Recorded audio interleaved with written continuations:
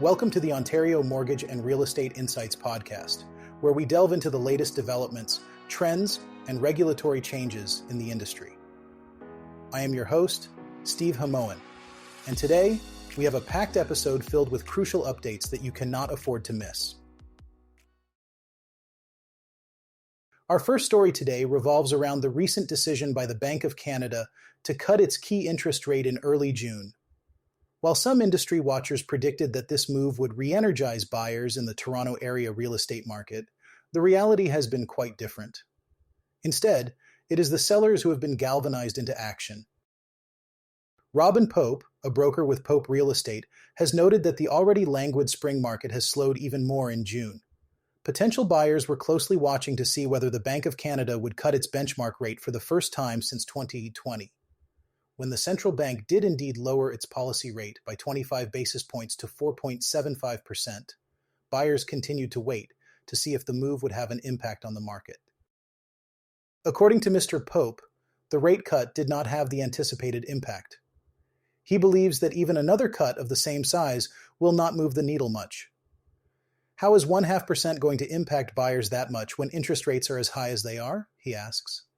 To illustrate his point, Mr. Pope mentions a well-polished Toronto row house listed by a colleague with an asking price of $1.95 million. After 10 days on the market, there was not a single inquiry or showing. Anna Wong, a real estate agent with Strata.ca, has been observing new listings flooding the multiple listing service of the Toronto Regional Real Estate Board since the central bank announcement. Strata.ca's data shows that inventory in the core 416 area code recently surpassed the high watermark set in October 2020 during the depths of the pandemic. Despite this influx, many aspiring buyers remain on the fence, waiting for further rate cuts to feel confident enough to make a purchase. Ms. D. Wong has been surprised to see homeowners rushing to list their properties even as active listings steadily rise. She speculates that some sellers might not be paying attention to the market conditions or are in urgent need to sell. People are pushing it out, but there is nobody to pick it up, she says. Much of the increase in inventory is coming from the condo segment, with units languishing in the downtown core. Earlier this spring, Mr. Wong suspended the listing for a renovated two-bedroom condo in the St. Lawrence market area, a unit that would typically be snapped up quickly in a strong market. She advises sellers who are not desperate to hold off on listing their properties. I do not think it makes sense to go into this push with everybody else, she says. It is hard for sellers to hear, you have got to hold your horses. Darren King, an economist with the National Bank of Canada, suggests that a number of factors could support transactions, including strong demographic growth, low vacancy rates in the rental market, and additional cuts by the central bank in the coming months. However, Mr. King remains only cautiously optimistic about a potential rebound in the housing market, due to uncertainties such as potential deterioration in the labor market and poor housing affordability, which he describes as horrendous. In the condo market, Robin Pope notes that potential buyers are wary of purchasing a unit today that might be cheaper in a few months. Right now, there is downward pressure on price. They do not want to catch a falling sword. Some of this pressure comes from new supply hitting the market. Industry analysts at Urbanation Incorporated estimate that more than 26,000 condo units in the Greater Toronto Area will reach completion in 2024. Mr. Furrow? Pope points out that not all of these units will be listed for sale, but a portion were bought by investors who may have always intended to sell. Others will feel pressured to sell because they cannot qualify for a mortgage at current rates. When the Bank of Canada's move failed to energize hesitant buyers, those gambling that prices will fall became even more entrenched in their position. As a result, the condo segment of the market is firmly in buyers' territory. Some buyers will execute a purchase if they think they are getting a really good price, says Mr. Pope. However, he adds that deals can be hard to put together. Mr. Pope is working with one buyer who recently sold a row house and is now shopping for a condo. She accepted a lower sale price than she had expected for her house, but so far the sellers she has been negotiating with are unwilling to bend. Mr. Pope shares an example. She was told she was going to get $1.4 million for it all day long. After 30 days, it sold for $1.35 million. This client is now in the market for a condo in the $700,000 to $800,000 range and is keen not to overpay after taking less than she expected for her house. What is motivating her is price, says Mr. Pope, noting that the buyer is not submitting lowball offers but has a handful of properties on her shortlist. With more listings arriving, inflexible sellers risk losing to the competition. Any miscalculated counteroffer can end up with an end to negotiations, Mr. Pope warns. Sellers forget that they are not in a bubble. Every hour it changes. You do not want a buyer to walk away because another seller has stolen your buyer. Meanwhile, some agents are resorting to questionable tactics to get a deal, according to Mr. Pope. He notes one listing in Liberty Village that failed to sell at an asking price of $850,000. Then came back on the market 3 weeks later at $699,900, with offers welcome anytime. When Mr. Pope's client showed interest, he talked to the listing agent and discovered that the seller was hoping for a deal around the $800,000 mark. Such swings in asking prices can alienate buyers, he says, and his client decided to cancel her appointment. People are desperate to play any trick in the game just to get someone to make an offer on their property. You do not try that in this market, Mr. Pope concludes. Recent news from the Financial Services Regulatory Authority of Ontario, commonly known as FSRA, has sent ripples through the mortgage industry. FSRA has refused to renew the mortgage agent license of Manpreet Guy and has imposed administrative penalties totaling $18,000 against Guy. This decision comes as a result of Guy's contraventions under the Mortgage Brokerages, Lenders and Administrators Act, 2006. According to FSRA, Manpreet Guy provided false or deceptive information and documents when dealing with mortgages in Ontario. This action is in direct violation of subsection 43, clause 2 of the Act. Additionally, Guy also gave false or deceptive information to FSRA itself, contravening subsection 45, clause 1 of the Act. The Financial Services Regulatory Authority issued these orders as part of a settlement with Manpreet Guy. The penalties and refusal to renew Guy's license are intended to serve as a stern reminder to all mortgage agents and brokers in Ontario about the importance of adhering to ethical standards and regulatory requirements. The authority is committed to protecting consumers by maintaining the integrity of the mortgage industry. Russ Courtney, Senior Manager of Media Relations at FSRA, emphasized the agency's dedication to consumer protection through vigilant monitoring and strict enforcement activities. We take these violations very seriously and will continue to take action against those who compromise the trust and safety of Ontario's mortgage market, said Courtney. He encouraged consumers and industry members to access FSRA's enforcement database to stay informed about ongoing regulatory actions and to better understand how the authority is working to safeguard the public. The case of Manpreet Guy serves as a cautionary tale for other professionals in the mortgage industry. Providing false or deceptive information not only jeopardizes an agent's career, but also undermines the trust that consumers place in the financial system. FSRA's actions demonstrate the high level of scrutiny and accountability that mortgage agents and brokers in Ontario are subject to, reinforcing the need for transparency and honesty in all dealings. As we continue to monitor this story, it will be interesting to see how FSRA's stringent measures impact the behavior of mortgage professionals across the province. The message is clear: unethical practices will not be tolerated, and the consequences can be severe. Stay tuned for more updates as we follow the developments in this case and other regulatory actions affecting the mortgage and real estate industry in Ontario. Deloitte Canada has released its summer forecast, and it brings some concerning news for Canadian homeowners.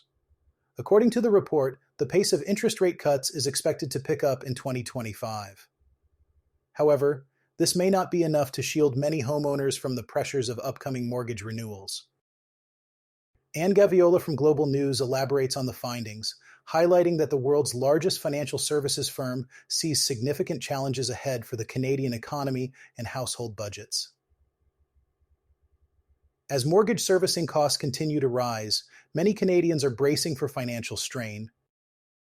The forecast suggests that while interest rate cuts are on the horizon, they will not come soon enough to alleviate the immediate financial pressures faced by homeowners. Many are already feeling the pinch, and the situation is likely to worsen as more mortgages come up for renewal at higher rates. Deloitte's report underscores the broader economic implications of these mortgage renewals. As homeowners allocate more of their income to servicing their debt, consumer spending is expected to decline. This reduction in spending could have a ripple effect on the economy, slowing down growth. The report also points out that the rising cost of living, including higher rent and gas prices, is compounding the financial challenges for Canadians. With household budgets already stretched thin, the additional burden of increased mortgage payments could push some homeowners to the brink of financial instability. Deloitte's analysis indicates that the situation could lead to a more cautious approach to spending among consumers. This shift in behavior is likely to impact various sectors of the economy, from retail to real estate, as people tighten their belts in response to financial uncertainty. In light of these findings, experts are advising homeowners to start preparing for their mortgage renewals well in advance. Financial planning and seeking professional advice could help mitigate some of the impacts of higher mortgage rates. The forecast serves as a stark reminder of the interconnectedness of the housing market and the broader economy. As we continue to monitor these developments, it will be crucial to see how policymakers and financial institutions respond to support homeowners and sustain economic growth. Stay tuned for more updates as we follow the evolving landscape of the Canadian mortgage and real estate market. The coming months will be critical in determining the economic trajectory and financial well-being of many Canadians. For homeowners in Ontario feeling the financial squeeze, refinancing a mortgage can be a strategic move with multiple benefits. Whether you are aiming to save money, manage debt, or tap into your home's equity, refinancing offers a variety of advantages that can significantly improve your financial situation. One of the primary benefits of refinancing is the potential to secure a lower interest rate on your mortgage. With interest rates currently fluctuating, homeowners who locked in higher rates in the past might benefit from refinancing to take advantage of lower rates. This can result in substantial monthly savings and reduce the overall cost of your mortgage. Refinancing can also provide an opportunity to consolidate debt. By rolling high-interest debts, such as credit card balances or personal loans, into your mortgage, you can manage your debt more effectively. This can simplify your financial obligations and often results in a lower overall interest rate, making it easier to pay down your debt.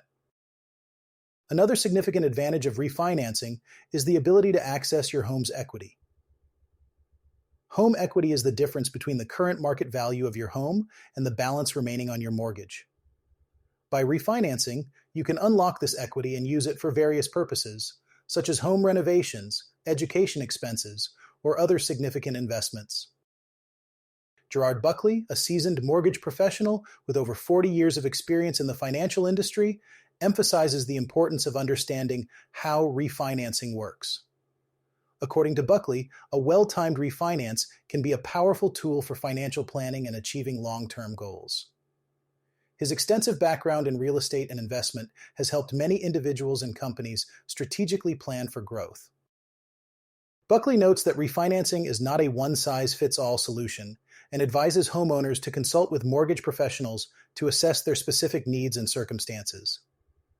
Factors such as current interest rates, loan terms, and personal financial goals should all be considered when deciding whether to refinance. In addition to his role at Mortgage Wellness, Buckley has been recognized for his integrity and trust with clients, receiving numerous accolades and awards. His expertise spans residential, investment, and commercial properties, making him a valuable resource for anyone considering refinancing their mortgage. As a frequent speaker on real estate financing and a published author in various financial publications, Buckley is dedicated to providing financial education to his clients. He believes that informed decision-making is crucial for maximizing the benefits of refinancing and achieving financial stability. In conclusion, refinancing a mortgage in Ontario can offer numerous benefits, from lowering your interest rate and consolidating debt to accessing home equity for significant investments. However, it is essential to approach refinancing with a clear understanding of your financial goals and the current market conditions. Consulting with experienced mortgage professionals like Gerard Buckley can help you navigate the refinancing process and make informed decisions that align with your long-term financial objectives. Our final story today takes us to Cambridge, Ontario, where a home has been sold at a massive loss after multiple failed attempts to attract buyers. This story underscores the volatility and challenges currently present in Ontario's real estate market. The property in question is a 5-bedroom, 4-bathroom home located in Cambridge's Hespeler Village. The home boasts 9-foot ceilings, a professionally landscaped backyard, a pool, and a gourmet kitchen. Initially sold in February 2022 for $2,275,000, the home was a prime example of the heightened demand and skyrocketing prices that characterized Ontario's real estate market during that period. However, the market's dynamics shifted dramatically, and just a few months later, the home was put back on the market for just shy of $1,500,000. Despite this significant reduction in price, the property failed to attract any buyers and was subsequently taken off the market. The sellers continued their efforts to offload the property, relisting it 1 month later for just shy of $1,600,000. Unfortunately, the home still did not sell. It was only after further attempts and a final listing price of $1,450,000 that the property was sold earlier this month. This final sale price represents a staggering $825,000 loss compared to its selling price in 2022. This Cambridge home is not an isolated case. Several properties throughout Ontario have been sold at significant losses in 2024. For instance, a 6-bedroom home in Brampton sold at a $600,000 loss in January, and another 11-bedroom home in York University Village sold at a $400,000 loss in May. According to the Toronto Regional Real Estate Board's latest report, home sales in the region continued at low levels last month.